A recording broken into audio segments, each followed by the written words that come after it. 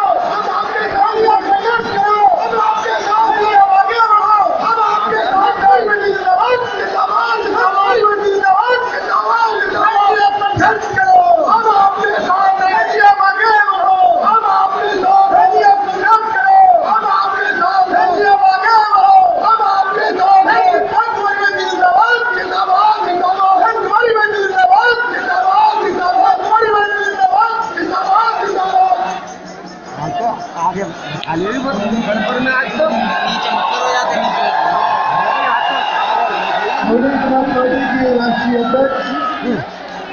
देश के सबसे बड़े प्रदेश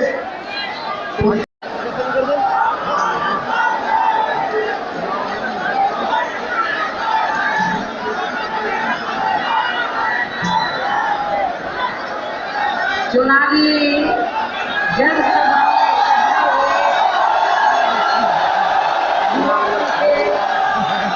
सभी छोटे बड़े पदाधिकारियों एवं कार्यकर्ताओं, आज आप लोग उत्तर प्रदेश से विधानसभा के लिए हो रहे आम चुनाव में कोरोना नियमों का पालन करते हुए अपनी पार्टी के मेरठ मंडल के उम्मीदवारों के समर्थन में मुझे सुनने के लिए यहाँ इकट्ठा हुए हैं, तो उसके लिए मैं आप सभी लोगों का हार्दिक दिल से आभार प्रकट करती हूँ। और अब मैं सबसे पहले अपनी पार्टी के संबंध में ये कहना चाहूँगी कि हमारी पार्टी ये चुनाव उत्तर प्रदेश की सभी 403 विधानसभा की सीटों पर अकेले अपने बलबूते पर ही पूरी तैयारी के साथ यहाँ सन 2007 फिर से अपनी पार्टी की पूर्ण बहुमत की सरकार बनाने के लिए लड़े, ताकि फिर से यहाँ आपके अच्छे दिन वापिस आ जाए और बुरे दिन चले। इसके साथ ही हमारी पार्टी ने पूर्व की तरह इस चुनाव में भी बीएसपी से जुड़ने की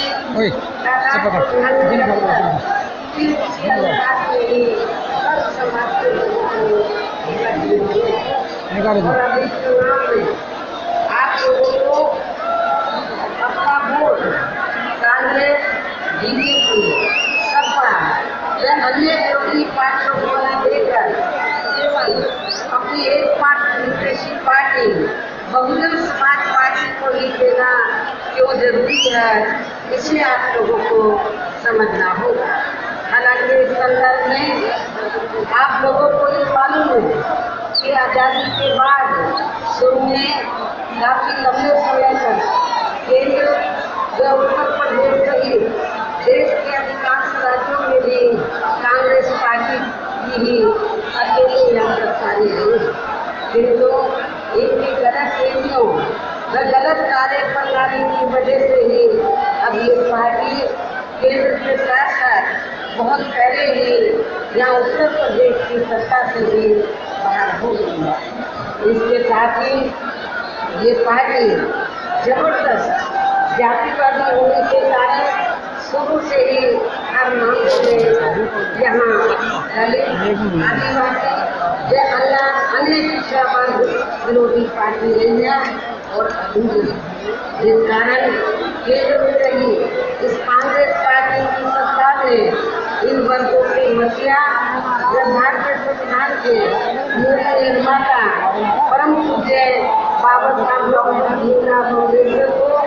भारत कम्युनिस्ट पार्टी से भी सम्मानित नहीं किया था, जिसके लिए इतना ही नहीं बल्कि मूवमेंट को आगे बढ़ाने के लिए अपनी पूरी शक्ति समर्पित करने वाले मान्यवर श्री कांशीराम जी के देहांत होने पर भी केंद्र में उस समय इसी कांग्रेस पार्टी की रही सरकार ने उनके सम्मान में एक प्रस्तावित राष्ट्रीय शोक नहीं किया था तथा न ही इस पार्टी की रही सरकार ने पिछले वर्ग के आरक्षण संबंधी मंडल कमीशन के रिपोर्ट को भी लागू किया था, जिसे अपने बड़े संघर्ष व प्रयासों से केंद्र में रही श्री वीपी सिंह की सरकार से भी लागू करवाया था। साथ ही इसी सरकार ने ही श्री वीपी सिंह की सरकार ने ही बाबा साहब डॉक्टर भीमराव अम्बेडकर को भी भारत रत्न की उपाधि से सम्मानित किया गया था,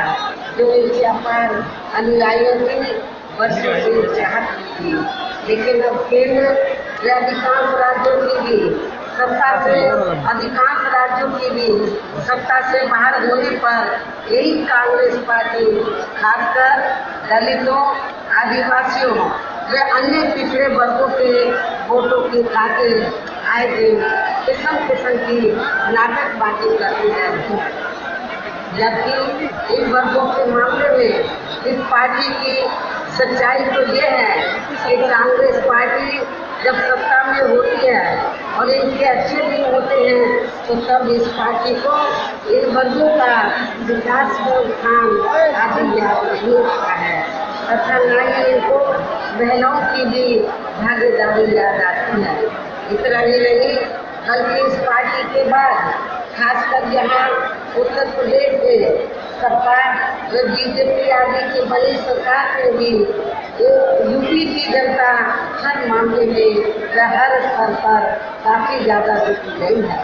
सपा की सरकार में तो अधिकांश यहाँ गुंडों, बदमाशों, माफियाओं व अराजक तत्वों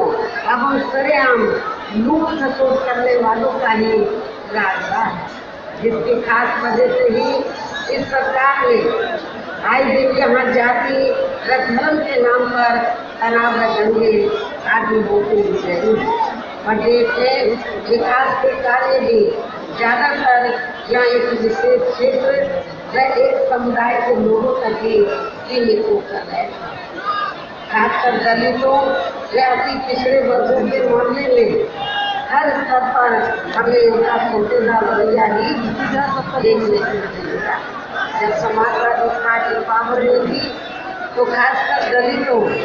अति पिछड़े वर्गों के मामले में हर स्तर पर हमें इनका सोचेदार रवैया ही देखने को मिला। इसके साथ ही इनके संतों, गुरुओं व महापुरुषों आदि को सम्मान देना तो सपा सरकार ने इनके संतों, गुरुओं व महापुरुषों आदि को सम्मान देना तो बहुत दूर की बात रही,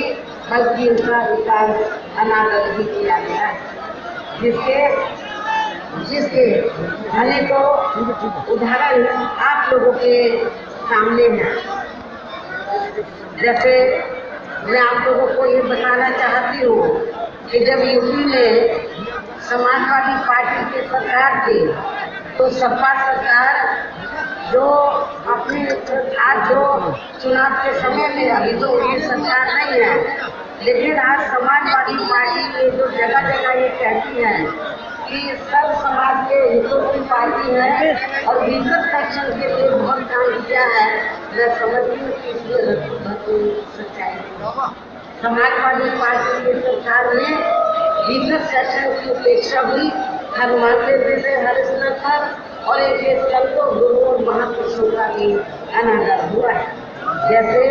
आप लोगों को मैं ये बताना चाहती हूँ कि जब समाजवादी पार्टी सत्ता में थी तो सपा सरकार ने SC/ST का सरकारी क्षेत्रों में आरक्षण खत्म कर दिया था। जब बीजेपी पावर में थी, इंडिया में पहली बीएसपी की सरकार थी, जिस सरकार ने तो SC/ST का सरकारी टीमों में आरक्षण की व्यवस्था की थी। लेकिन जैसे ही समाजवादी पार्टी पावर में आई तो समाजवादी पार्टी की सरकार ने SC/ST का सरकारी टीमों में आरक्षण खत्म कर दिया। पदोन्नति में आप लोगों को मालूम है कि जब पदोन्नति में आरक्षण का बिल पार्लियामेंट में आया तो समाजवादी पार्टी के सांसदों ने इस बिल को काट दिया था और इस बिल को पास नहीं होने दिया। SC/ST के छात्रों का विदेश जाकर पढ़ाई करने की योजना को समाजवादी पार्टी ने सरकार ने खत्म किया। पंचशील नगर का नाम बदल कर हापुड़ कर दिया गया। ये भी मैं बताना चाहती हूँ हापुड़ जिले के लोगों को, पंचशील नगर का नाम बदलकर हापुड़ कर दिया गया।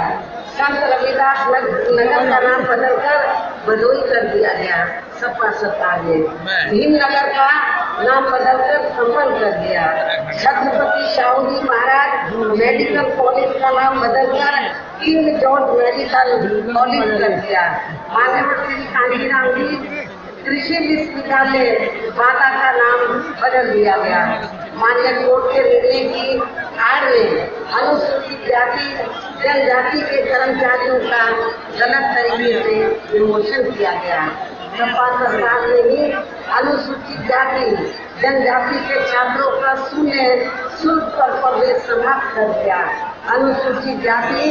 जनजाति के छात्रों की शुल्क प्रतिपूर्ति पर 60% की बाध्यता लगाकर उनकी छात्रवृत्ति रोकने का काम किया गया। मान्यवर श्री कांशीराम जी अरबी भारतीय विश्वविद्यालय का नाम बदलने का काम सपा सरकार ने किया। लखनऊ के गोमती नगर में डॉक्टर भीमराव अम्बेडकर पार्क जो BSP की सरकार में बनाया गया था उसका नाम बदलकर जलेश्वर मिश्र पार्क कर दिया गया। ये सपा सरकार का कारनामे है। सरकारी भूमि आवंटन में SC/ST को मिलने वाली प्राथमिकता को खत्म कर दिया गया। SC/ST की भूमि खरीद को लेकर नया संशोधन लेकर आए जिसमें बिना DM की अनुमति के कोई भी उनकी जमीन खरीद सकता था, जिससे कमजोर वर्गों की जमीन को हथिया लिया जा सके। ये है अम्बेडकर, ये है समाजवादी पार्टी के मुखिया श्री अखिलेश यादव के अम्बेडकरवादी सोच। आप लोग समझ सकते हैं कि सपा सरकार ने किस तरीके से लीगल सेक्शन की उपेक्षा की गई है। इसी प्रकार भाजपा सरकार की भी नीतियाँ व कार्यशैली अधिकारियाँ जातिवादी पूंजीवादी एवं RSS के संकीर्ण एजेंडे को ही लागू करने पर टिकी रही हैं, जिससे प्रभावित एवं शिकार हुए लोगों का इस सरकार में सही से विकास का उत्थान आदि नहीं हो सका है। साथ ही इनका हर स्तर पर काफी ज्यादा उत्पीड़न भी किया गया है। धर्म के नाम पर हिंसा या तनाव का नफरत आदि का वातावरण ही बना रहा है। प्रदेश में हर प्रकार के अपराध भी काफी ज्यादा बढ़े हैं। खासकर दलित व महिलाएं भी इस सरकार में कतई भी सुरक्षित नहीं रही है, लेकिन मीडिया में इनके आंकड़ों को अधिकांश दबा दिया जाता है। इसके अलावा प्रदेश में गरीबों, मजदूरों, बेरोजगारों व अन्य मेहनतकश लोगों के साथ साथ दलितों, आदिवासियों, अन्य पिछड़े वर्गों, मुस्लिम एवं अन्य धार्मिक अल्पसंख्यक समाज के लोगों के हित व कल्याण के लिए वर्षों से जो भी यहाँ सरकारी योजनाएं चल रही थी तो उनका भी इन्हें सरकार में सही से पूरा लाभ नहीं मिला। भाजपा सरकार में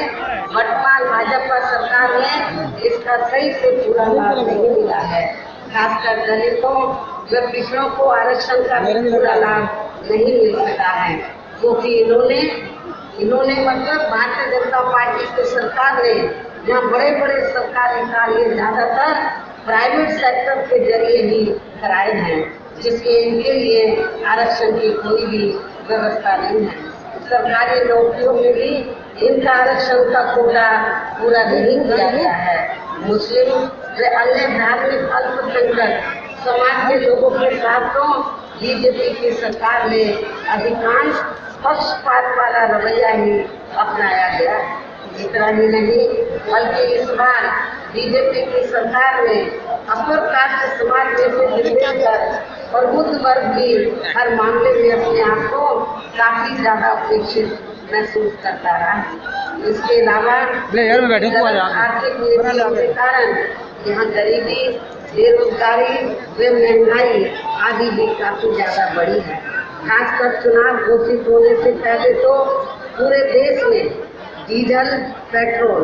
व रसोई गैस आदि की आए दिन बड़ी कीमतों ने तो जनता की काफी ज्यादा मुश्किलें बढ़ाई और ऐसा लगता है चुनाव खत्म होने के बाद उन्हें इनकी कीमतें बढ़ा दी जाएंगी। इसके साथ साथ उत्तर प्रदेश सहित पूरे देश के किसान भी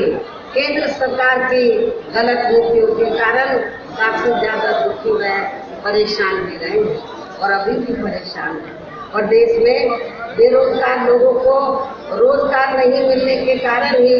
ज्यादातर इनको इस सरकार में भी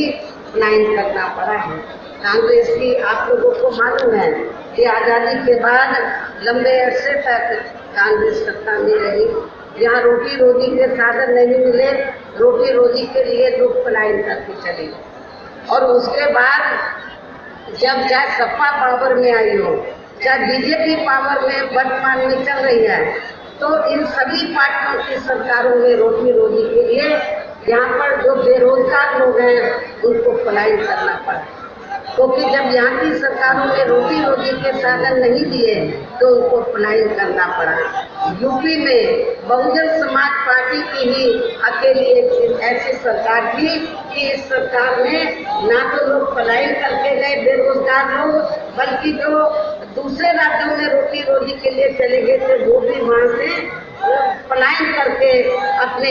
नेटिव स्टेट में, अपने खुद के प्रदेश में इधर वो आ गए थे। इस प्रकार से इन सभी विरोधी पार्टियों की रही सरकारों में शुरू से ही यहाँ यूपी की जनता काफी ज्यादा दुखी व परेशान रही है। विशेषकर कोरोना महामारी के दौरान तो इन सभी की हालत और भी ज्यादा खराब हो गई है। ऐसे में इन सभी विरोधी पार्टियों की रही सरकारों से निजात पाने के लिए अभी चुनाव में यहाँ प्रदेश की जनता को अपनी एकमात्र हितैषी पार्टी बहुजन समाज पार्टी की ही सरकार बनाना बहुत जरूरी है, जिसमें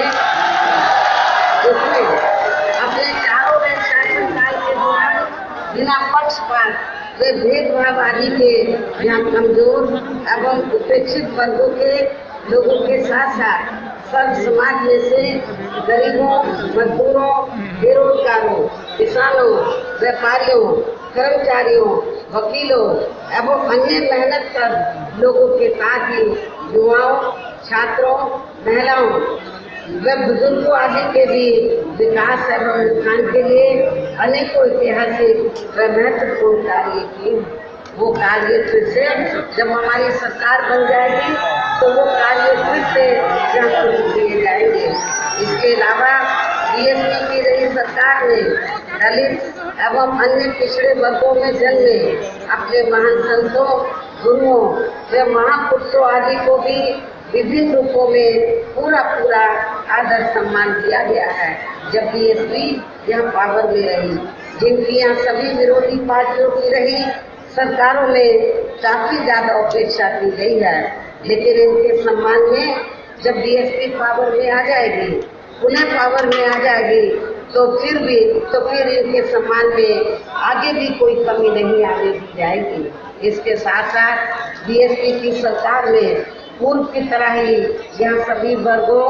धर्मों व विभिन्न क्षेत्रों में लगे लोगों के हितों में भी फिर से ऐतिहासिक कार्य किए जाएंगे। प्रदेश में विशेषकर गरीबी व बेरोजगारी आदि को दूर करने के लिए जरूरी कदम उठाए जाएंगे और ये हमारी सरकार का इस बार भी फिर से मुख्य एजेंडा होगा। पश्चिमी यूपी के लोगों को मालूम है कि जब मेरी सरकार थी और पुलिस में भर्ती हुई और विभिन्न विभागों में भर्ती हुई, तो बड़े पैमाने पर पूरे उत्तर प्रदेश में जो नवयुवक लोग थे बेरोजगार, उनको रोटी रोटी के साधन मिले। आपके पश्चिमी यूपी में पुलिस विभाग में हमारे जाट समाज के लोगों को मालूम है कि बिना किसी रिश्वत के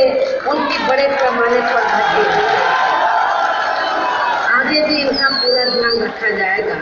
साथ ही किसी भी मामले में जब हमारी पार्टी पावर में आ जाएगी तो सत्ता में आने के बाद तो फिर किसी भी मामले में किसानों को भी निराश नहीं होने दिया जाए। हमारे किसान भाइयों को मालूम है कि जब बीएसपी पावर में थी तो हमने यूपी में तो गन्ना किसानों का जो बकाया पड़ा था वो इनको दिया, इनको उचित दाम दिया और खेती करने के लिए जो उनकी जरूरतें थी, साधन थे, वो भी हमने सस्ते दामों सस्ते मुहैया कराए इनको। ये भी हमारे किसान भाइयों को मालूम है और पश्चिमी यूपी के किसान को आज याद करते हैं कि जब बीएसपी पावर में थी तो हमें गन्ने का पूरा दाम मिलता था, बकाया पूरा हमको मिल गया था। मेरे ख्याल 5 साल में भारतीय जनता पार्टी की सरकार ने तो गन्ने का जो दाम है मेरे ख्याल को बराबर नहीं बढ़ाया है, इसलिए किसान बड़े निराश हैं। लेकिन जब बीएसपी पावर में आ जाएगी तो किसानों को निराश नहीं किया जाएगा। मैं पश्चिमी यूपी के किसान भाइयों को ये विश्वास दिलाना चाहती हूँ। इसके अलावा मैं मेरठ मंडल के लोगों को ये भी बताना चाहती हूँ कि आपके यहाँ जो भी स्थानीय समस्याएं होंगी तो उन्हें भी दूर करने का पूरा प्रयास किया जाएगा। वैसे तो आप लोगों को मालूम है कि आपके नजदीक ही तो नोएडा ग्रेटर नोएडा है। जब हमारी सरकार बनी तो हमारी सरकार ने तो नोएडा ग्रेटर नोएडा को मिलाकर नया जिला बनाया और उस नए जिले का नाम गौतम बुद्ध नगर के नाम से रखा। गौतम बुद्ध नगर का काफी विकास किया। गौतम बुद्ध नगर में हमने गौतम बुद्ध के नाम से विश्व विख्यात यूनिवर्सिटी बनाई। ये भी आप लोगों को मालूम है। शिक्षा के क्षेत्र में, स्वास्थ्य के क्षेत्र में, वहाँ के डेवलपमेंट के मामले में हमने पूरा ध्यान रखा, जिसके कारण तो बड़े पैमाने पर लोगों ने इधर आकर निवेश किया गौतम बुद्ध नगर में और पश्चिमी यूपी के लोगों को काफी रोटी रोटी के साधन मिले। इसका श्रेय न सपा की सरकार को जाता है न बीजेपी की सरकार को, इसका पूरा श्रेय जाता है बहुजन समाज पार्टी की सरकार। इसके साथ ही केंद्र व यूपी की सरकार के भी मैं आप लोगों को ये बताना चाहती हूँ, जब बीएसपी पावर में आ जाएगी, इस बार बीएसपी जरूर पावर में आएगी क्योंकि ठंडी है, मौसम खराब है, फिर भी आप लोग बड़े पैमाने पर इधर मुझे सुनने के लिए आए हैं। तो मैं समझती हूँ कि उससे ऐसा लग रहा है कि इस बार आप लोगों की सरकार जरूर आएगी, जरूर आएगी। और जब बीएसपी पावर में आ जाएगी तो फिर केंद्र में आप लोगों को विश्वास दिलाना चाहती हूँ कि फिर केंद्र व यूपी सरकार के भी विवादित नियमों व कानूनों को यहाँ लागू नहीं होने दिया जाएगा। जो विवादित नियम और कानून है उनको लागू नहीं होने दिया जाएगा। इतना ही नहीं बल्कि बीएसपी की नई सरकार ने जिन महान संतों, गुरुओं एवं महापुरुषों आदि के आदर सम्मान में व उनके नाम पर जनहित की जो अनेकों योजनाएं शुरू की गई थी, साथ ही नए जिलों के नाम भी रखे गए थे, तो उन्हें अधिकांश सपा सरकार द्वारा बदल दिया गया है, जिससे उनके प्रति इनकी हीन व जातिवादी मानसिकता भी साफ झलकती है तथा जिन्हें फिर बीएसपी की सरकार बनने पर जरूर बहाल कर दिया जाएगा। इसके साथ साथ बीएसपी की रही सरकार में सब समाज के व विभिन्न क्षेत्रों में लगे लोगों के हितों में जो अनेकों महत्वपूर्ण व ऐतिहासिक फैसले लिए गए थे, जिन्हें सत्ता परिवर्तन होने पर बाद में सपा व बीजेपी की सरकार ने ज्यादातर दरकिनारे कर दिया है, तो उन्हें भी फिर से शुरू किया जाएगा। इसके साथ ही बीएसपी की सरकार बनने पर यहाँ बीजेपी व सपा आदि के शासनकाल की तरह कानून व्यवस्था को किसी भी कीमत पर खराब व लचर नहीं होने दिया जाएगा और हर स्तर पर कानून द्वारा कानून का राज कायम किया जाएगा। जाति व धर्म के आधार पर यहाँ लोगों का किसी भी प्रकार से शोषण व उत्पीड़न आदि नहीं होने दिया जाएगा, जैसा कि वर्तमान भाजपा सरकार में हो रहा है। खासकर कानून व्यवस्था को बेहतरीन बनाने के लिए विशेष अभियान के तहत व दलगत राजनीति से ऊपर उठकर यहाँ गुंडों, बदमाशों, माफियाओं व अन्य आपराधिक एवं अराजक तत्वों को भी जेल की सलाखों में ही भेजा जाएगा, जहाँ मेरी सरकार ने इनकी जेल के बाहर नहीं बल्कि जेल के अंदर ही सही जगह होती है। इतना ही नहीं बल्कि वर्तमान भाजपा सरकार ने जाति, धर्म व राजनीतिक द्वेष की भावना के तहत जिन लोगों को खासकर धरना प्रदर्शन आदि के नाम पर जबरदस्ती गलत धाराओं में फंसा के उन पर अनेकों केस चलाए हुए हैं, तो उन मामलों की भी सही से जांच करा के उनके केस भी खत्म कर दिए जाएंगे। अर्थात वर्तमान भाजपा सरकार ने प्रदेश की जेलें जो अधिकांश ऐसे लोगों से भर दी गई हैं, तो उन्हें खाली करा के केवल यहाँ आपराधिक तत्वों को ही रखा जाएगा। इसके अलावा प्रदेश में खासकर शिक्षा के क्षेत्र में व अन्य और विभागों के भी कर्मचारी जो आए दिन अपनी मांगों को लेकर धरना प्रदर्शन एवं हड़ताल आदि करते रहते हैं, तो उन सभी मामलों को निपटाने के लिए एक आयोग का गठन किया जाएगा और उनकी सही मांगों को मान लिया जाएगा। इसके साथ ही यहाँ मैं ये भी कहना चाहती हूँ कि कुछ महीने पहले मैंने दिनांक 7 सितंबर को प्रबुद्ध वर्ग की सुरक्षा, सम्मान व तरक्की आदि को लेकर किए गए सम्मेलन में तथा इसके बाद दिनांक 9 अक्टूबर को मान्यवर श्री कांशीराम जी की पुण्यतिथि के मौके पर भी मैंने सर्व जन हिताय व सर्व जन सुखाय को लेकर जो भी कार्य करने के लिए कहा है, तो उन पर भी जरूर अमल किया जाएगा। लेकिन ये सभी कार्य करने के लिए इस चुनाव में यहाँ बीएसपी की सरकार बनाना बहुत जरूरी है। बीएसपी की पूर्ण बहुमत की सरकार बनाना बहुत जरूरी है, जिसके लिए पार्टी के लोगों को वोट पड़ने तक या सभी विरोधी पार्टियों के साम, दाम, दंड भेद आदि हथकंडों से भी जरूर सावधान रहना है। और इस मामले में विरोधी पार्टियां चुनाव होने से कुछ समय पहले व चुनाव के दौरान भी अपने अपने पक्ष में हवा बनाने के लिए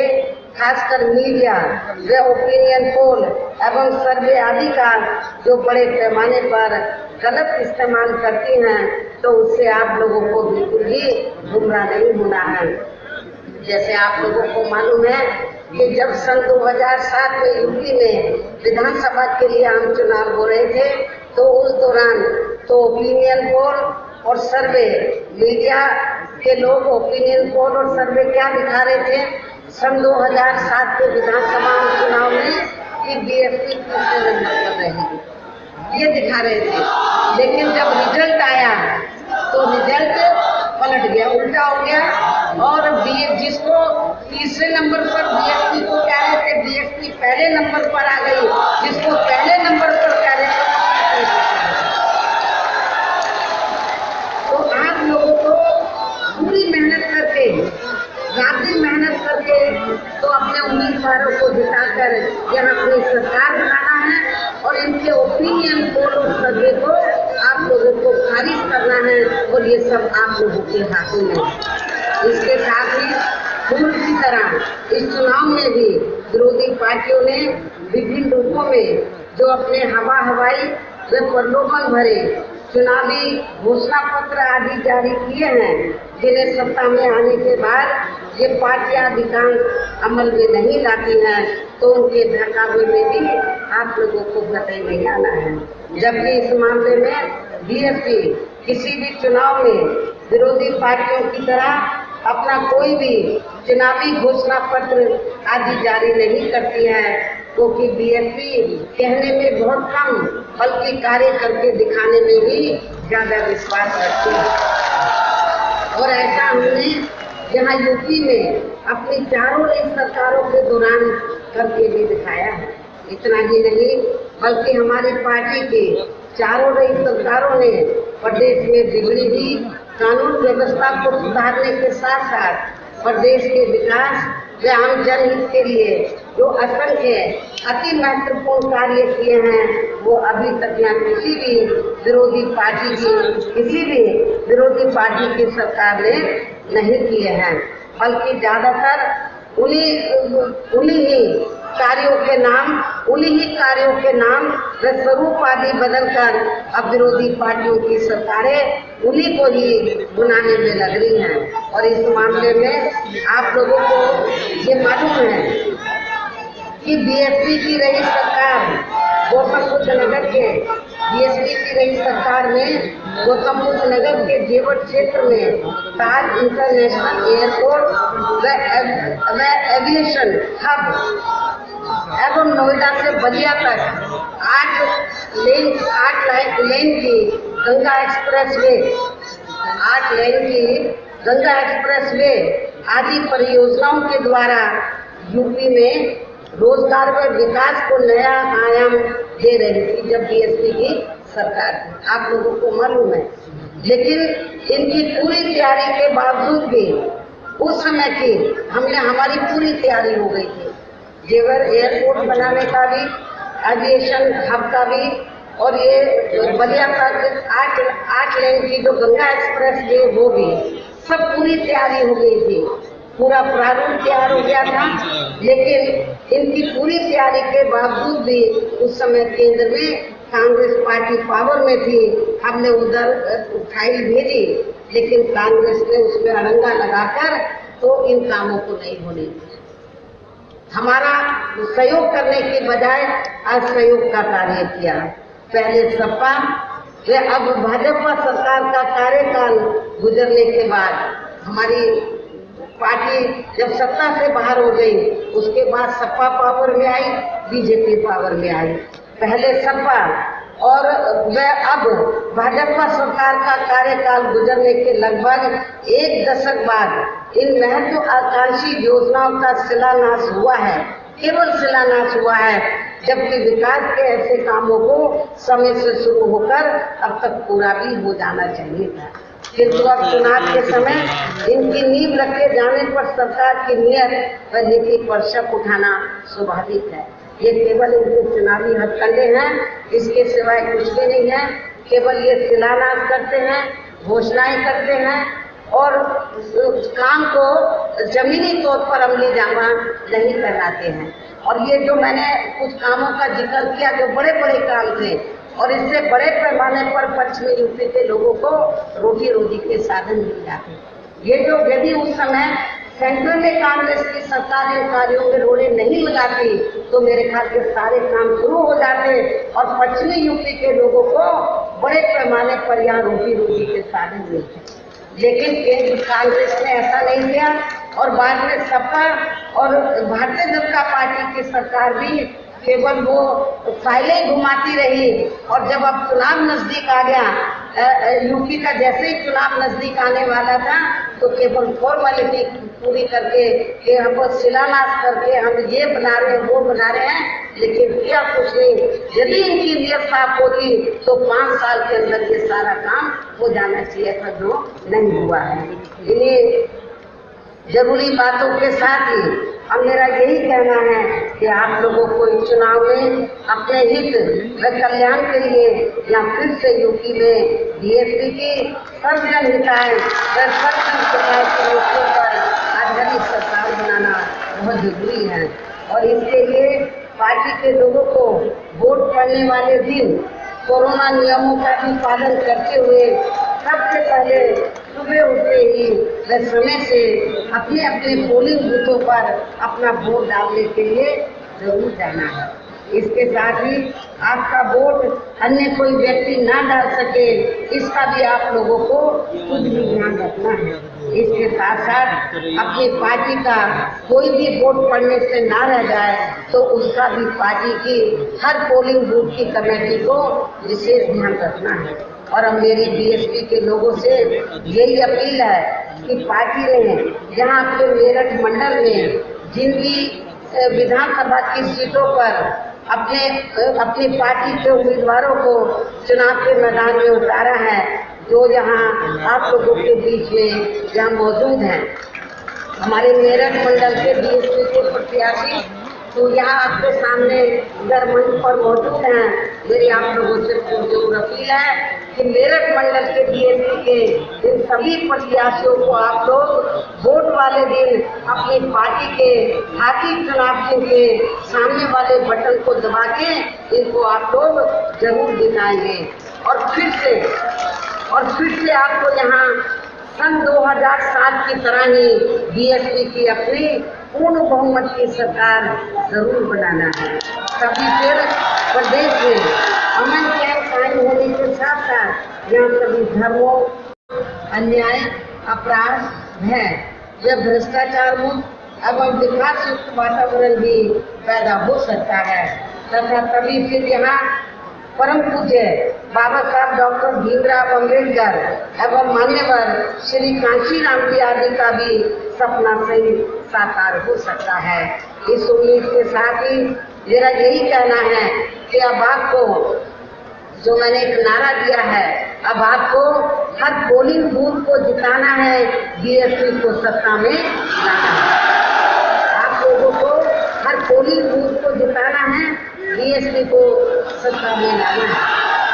और मैं आप लोगों को इस विश्वास के साथ ही हमने पुनः अपनी पार्टी के सभी उम्मीदवारों को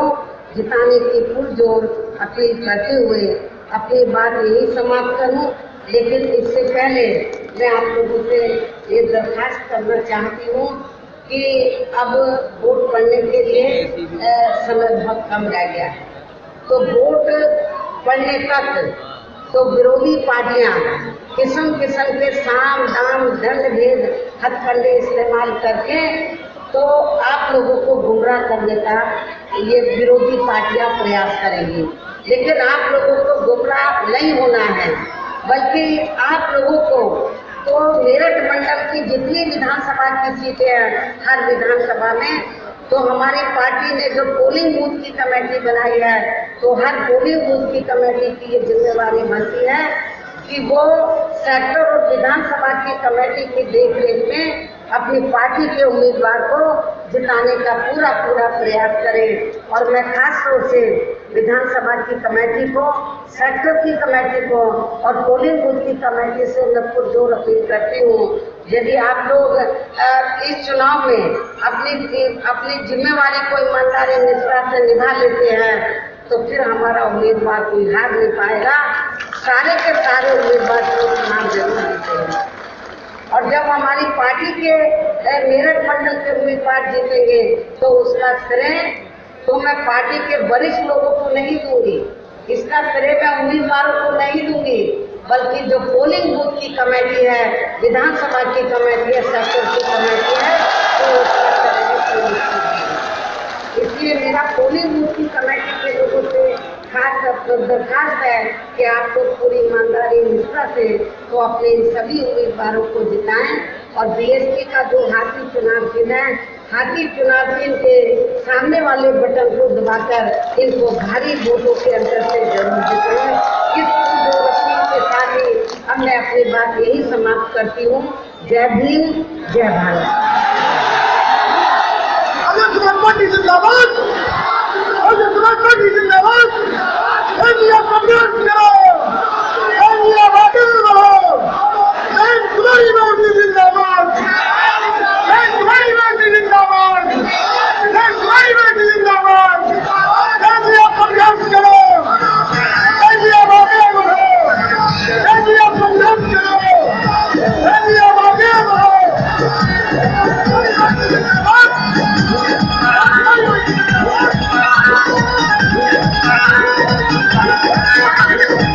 चल पड़ा बस माता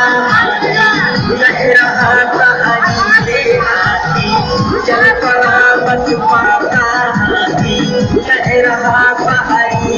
हाथी। हम तो भाई की खातिर जन चाहिए, जैसा बसपा के शासन में था, जैसा बसपा के शासन में था चाहिए, जैसा बसपा के शासन स्वतंत्र पत्रकारिता को जीवित रखने के लिए हमें सब्सक्राइब करें, शेयर करें, लाइक करें और हमारा मोटिवेशन बढ़ाने के लिए आपका धन्यवाद।